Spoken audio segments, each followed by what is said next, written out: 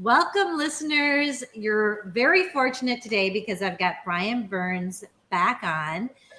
He's a marriage and family therapist, and he's actually joining us from Utah. He's got Yay. kiddos heading off to school, and I was just telling him that I just sent my baby by far, far, far away to school. I had to go there on a plane, and that's hard, and in this podcast, we're going to discuss a little bit about that. And so many of my clients, Brian, they're so afraid when they're facing a divorce because they can't imagine not seeing their children every day. So I want to talk a little bit about that. That we're going to talk about a little bit towards the end. I want to start out because I had a podcast and it was with Diane Dirks and Rick Voiles, and they were fabulous people. But I feel like maybe some of my listeners are feeling a little shook up or scared after that episode because they deal with very high conflict cases where people cannot parent together. And they tend to have that outlook of kind of like no one can. And I don't think that's what they mean, but my clients are completely different. My clients care about each other. They care about the kids. It's still hard. And so I want this episode to not only be for those people in a really high conflict situation trying to co-parent, but also for those who can co-parent well together. So just to kind of set the stage, Diane and Rick talked about how to not get baited into a conflict. I think that's important, whether you're parallel parenting, not working really together at all, but just working side by side. And they talked about setting boundaries and kind of just like how to keep that other parent out of your head. And I think that can be helpful. And Brian, I think we've talked about that before, or maybe it was another parenting specialist that I had on, about when you talk about your kids with your ex, talk just about your kids. If you need to talk about something regarding assets or the divorce, only talk about that and schedule that. So there is a bit, even if you are getting along well, you do want to keep it a little bit separate. Yeah, for sure. So, and then there was just one thing that they talked about that I really loved is that they talked about, how you can get in a big fight and your kids might be in the back seat and you're fighting with your spouse about the schedule or the trip or whatever it is. Yeah. They brought up the point that your kids are not going to remember the issue that you're fighting about, just that you fought. Right. Good point. So let's go. So now I've given you all this stuff. I want to kind of circle back to how do we not get baited into conflict when we're co-parenting, even if it's intensely you don't dislike each other, or if you're working together, you can get baited into conflict either way. How can people kind of nip that so that it doesn't turn into something? Because it's hard. I was just taking some notes. Sorry for the delay. Yeah, no, you're fine. Well, first of all, my heart goes out to you for dropping off your kid in a state far away from you. I know. I can relate, and it's no fun. It's so good for them, to launch and go attack the world and be in it. But man, that's a tough transition as a parent. This is your last one, so you've been through it before, and I have too. But man, the first time it was like gut wrenching, and it took months for me to just like feel like normal again. And the last time it took a couple weeks. So that's funny. And this one, she was our baby by far. And I think it was gut wrenching, gut wrenching. So it was like you were doing it all over again. Yep. Yeah. And we don't have family there. She doesn't know anyone. All by herself? At the school. Yes, but she's doing fantastic. So good. Okay. And good. I want to talk about that more at the end. All right. Sorry. I'm glad that you brought it up because then we can get that out. Taking the steering wheel of your show here. But I want to talk about how do we stop that getting baited? Yeah. Well, first of all, it is really hard to co-parent. I mean, it is really hard to have a functional relationship with someone that you has been so unhealthy to you, and even toxic. So I think being realistic about expectations is reasonable. I mean, not everyone's going to be able to do it. And I have some close friends and clients who had marriages that were so destructive and boundaries so poor that they're just not able yet, anyways, to co-parent in any way that's effective or feels good or is very functional. However, that is not everybody, and I have a lot of hope and faith and optimism that uh, the harder you try, or the more invested you get, the more likely it is to work. So don't give up. Don't give up hope. And Okay, so I have to stop you and ask you. So you said there are some that cannot co-parent. yeah. Tell me about that. They've got kids, they've got a parent. What do they do? Because you're only 50% of the equation, so you can't choose that the other parent co-parents well, Right. or treats you with respect. You can only choose if you act that way. So therefore, not every couple is going to, or parent is going to be able to co-parent, because you can't be in charge of the whole thing. You can only be in charge of 50% of it, and it takes 100% for it to go well. It takes both people, right? That's why.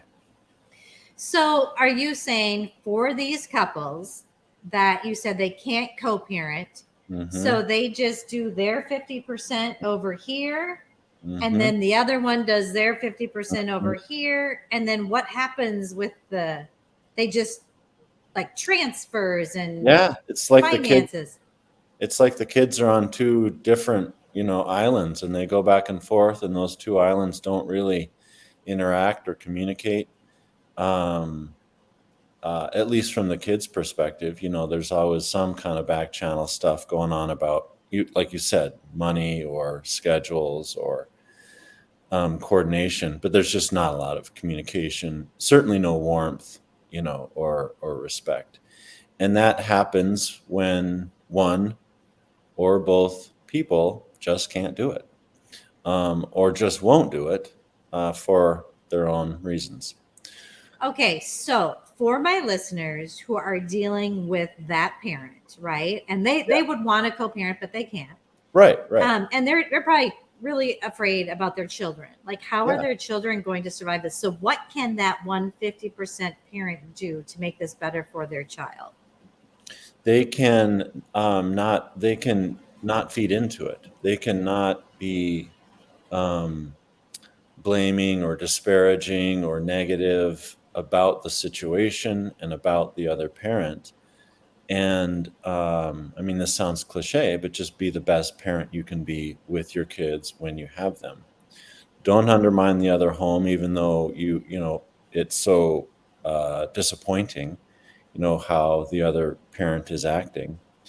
That's not about you. That's not about it. It affects you. It affects your kids, but it's not in your control. So just be the best parent you can be, which is positive, stable, reliable. Your kids can talk to you.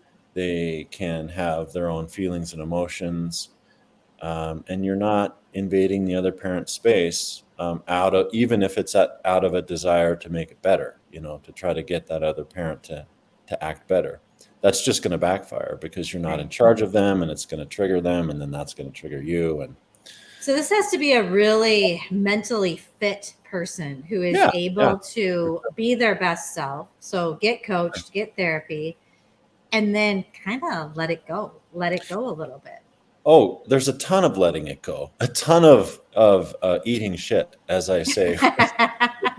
Yeah, you're going to get really full on all that shit you have to eat. Which, sorry to be crass, but that takes a very strong constitution, a healthy, stable. And back to your original question, how do you not get baited into conflict? It's the same answer that we're talking about right now. You have to, what a term in the field is having an internal locus of control, that you are your own boss. You find your own direction, decision making, judgment from within yourself, and you don't look to other people to define you or to be in charge of how you feel or to make you feel good about yourself.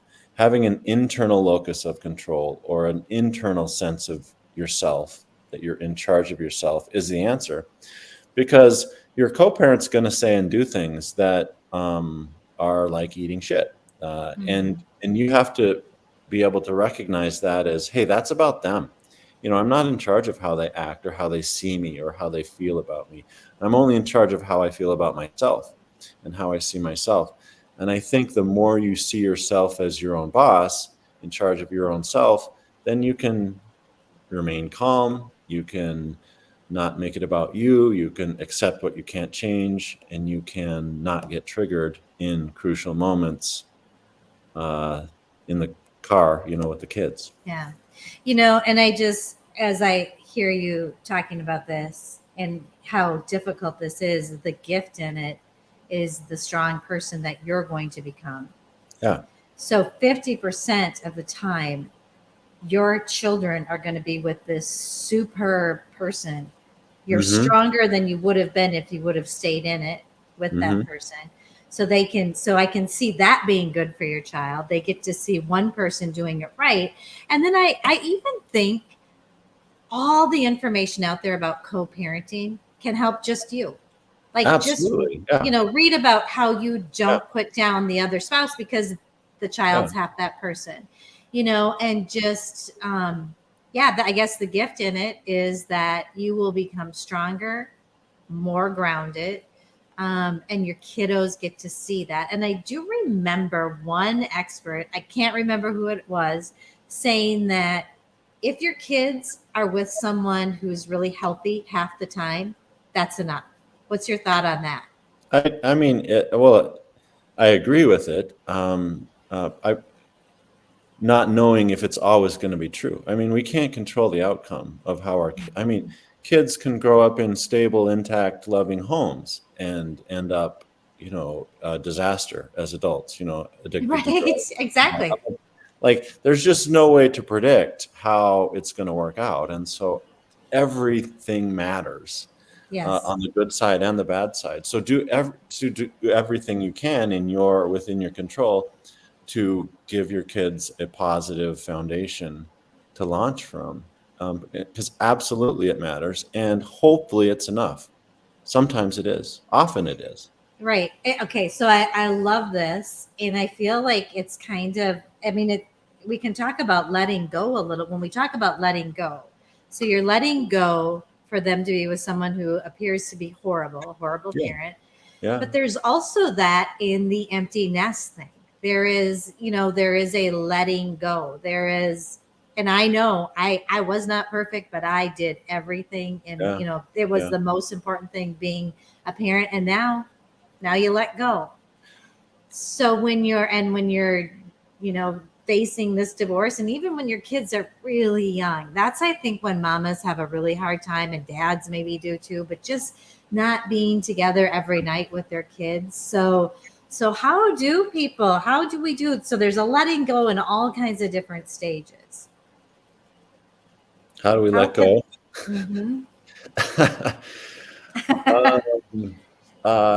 Well, can I go back just one step? Often, I mean, I'm thinking about two couples that I've worked with recently, and one client, and oftentimes the other parent, the co-parent, is a good parent, and it's that they're not a good co-parent. Okay. And I'm thinking of one specifically where he just feels so disrespected, condescended to by his ex-wife. And I think that he should. I think she is likely condescending and disrespectful and just treats him like dirt. He's got to eat a lot of shit from her. But I think he would agree most of the time that she's a pretty good mom. She loves her kids. She does a good job. He trusts her to take care of them, and they love her. And so it's important to distinguish between how your feelings and how you feel treated and your kids, because it's often different. I would say 99.9% of the time that's going to be different. So what I'm hearing is what could be helpful kind of in the letting go Yeah. is to remember the love that that parent has for the children. Yeah. You probably wouldn't be fighting so much, Right. you know. Right. So that's a thought that you can hold on to that's going to maybe help you feel a little better about it. Is Yeah. that true? Yeah. Okay. Yeah, totally.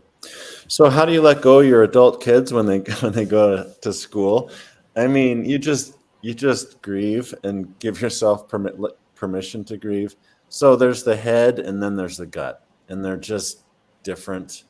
And in the head, the strategy is um, remind yourself that it's not about you. Remind yourself that the best parents are, they do let their kids go. That our job is to make it so that they don't need us anymore.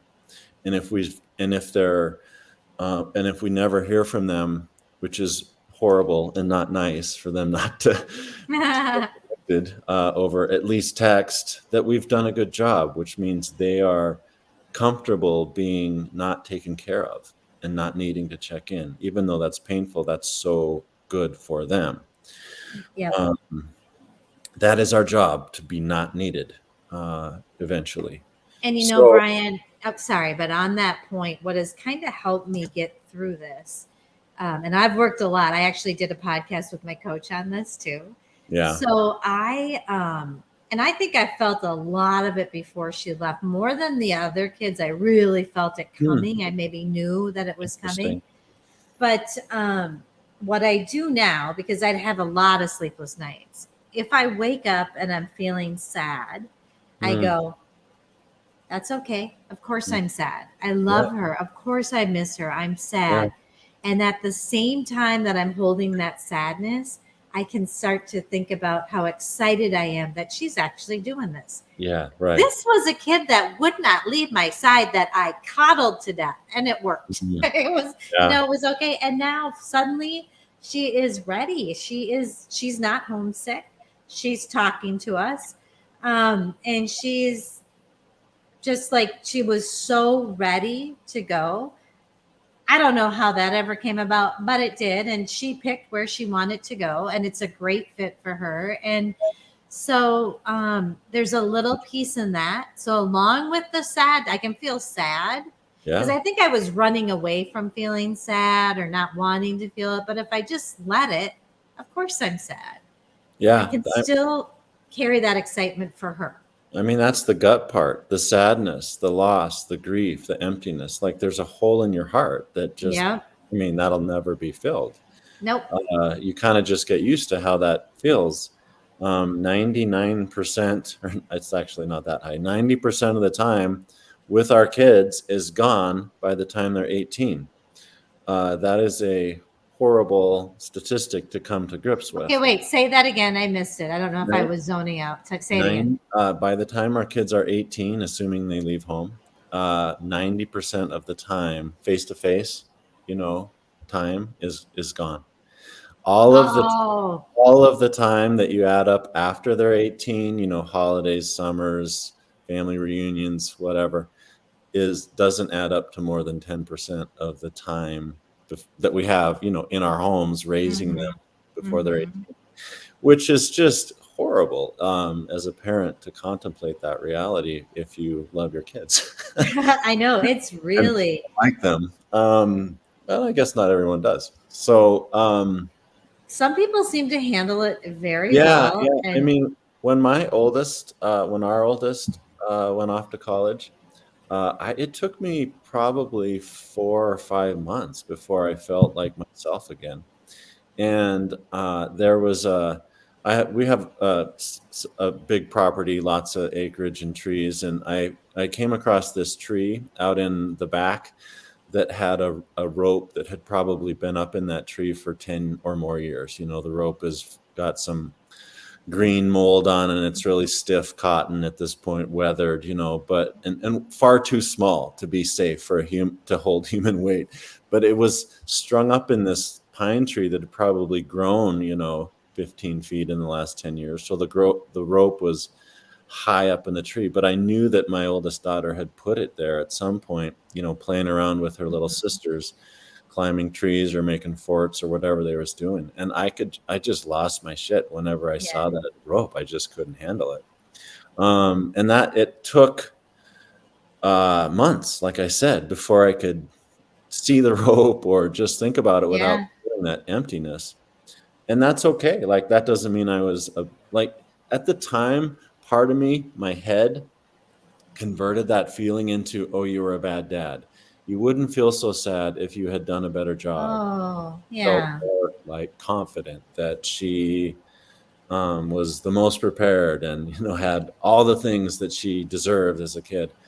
I think that that was just my own grief kind of getting distorted in my head. And we do that as humans, tend to carry shame and self-blame when we don't need to. Yep. And I got real dramatic. I got Mm. very dramatic about it's the one thing that I've felt this passion. There was nothing that could stop me from being a mom. There was nothing that I wouldn't do for them. There was, and so then you're like, oh, now it's going to be empty, you know, that's, and it is, it is not easy. And it's so interesting. Like and I have grandchildren now, and, you know, my older kids can understand how I'm feeling. They're like, oh, I can't even imagine, you know, that day coming. And it just kind of like smacks you in the face. Like, I just was like, I'm not ready yet. I'm not ready for this stage to be over because and I have had a child in my home for 29 years. You know, I mean, it has been a long time. But it's not my whole life. Right. Not even half my life. Right. And it's hard to think of, what am I going to be like, you know? And so I'm thinking too, let's try to help these people who have the young ones and they're getting divorced and they're going to be gone. So because they're going to feel a little grief too. So let's help. Right. So that's okay. Of course. So be gentle on yourself and don't be afraid to feel it. And at the same time, know that you're doing the right thing because that other parent is important in their life too. So maybe that can kind of help them get through that. I don't know. Well, I mean, back to that statistic about 90%, you know, like if your kids are young and now you see them even less, you know, 50% of the time, God, that's just sucks. So my heart goes out to those parents. And I think what I would say is that this wasn't your choice. I mean, you didn't go into having children planning to only see them 50% of the time. Hopefully you can say to yourself, I did my best to prevent, you know, this from happening, even though it was out of my hands at some point. And if your best wasn't very good, if you're honest, then forgive yourself, you know, like you've learned. Here's the acceptance piece. The reality is that in life, we don't get what we want. Some people have children and then that child dies at age 3 or 10 or 16. I mean, that's not fucking fair. Right. That's not something you signed up for. But you just don't get to choose how much time you get. That's not how it works. And it's not about you. It's not about what you deserve. It's not about your rights as a parent. It's about what happens, which is, again, not something you can control. So just being really honest with the truth, with reality, I think is important. It's a privilege to be a parent. It's not a right in this sense. And do the best you can with the time that you have, the time that you're given, and hope for the best. You know, hope that it all works out. And often it does. I would say more often than not. Right. More often than not, they don't die. More often than not, they do want to spend. They care and value you, and always want to have a relationship with you. So just look at it though, right? So just see it. Like, just be honest with yourself and just feel it, because it won't kill you and it's hard. We don't want to, like, I think I just kept walking, you know, I would just keep walking around because I didn't want to feel it. But you have to, there's no, you know, you have to feel it. Your nervous system's not going to forget it. Right. And so Yeah. I think too, to use it as an opportunity, maybe the time that you spend with them will be so intentional, you'll actually have better time with them because you're going to be away. You're going to have your time, get your things done, take care of yourself, get refreshed, get with them and be with them. And I think that's what I did those last 2 weeks before Sophia left. I was there because I Yeah. knew this is, but Yeah. so take that. I mean, maybe that's something that people can keep in mind. That time that they're going to have with their kids is going to Yeah. be even better Hmm. than the time that when they had them all the time. More So, intentional. Yeah. I think that's often the case. Particularly yeah, dads will be much more intentional and engaged when yeah, they're the only one on scene, and they seem to value it more hmm, because it's limited. And I think another tip is to stay connected when they're not with you, but not in a way that makes it about you. So if we're talking young children who are going back and forth, to message them um, with kind of fun, short messages that are yes, uh, might be a little bit about what you did. Like I went to the grocery store and got some milk and hung out with a friend.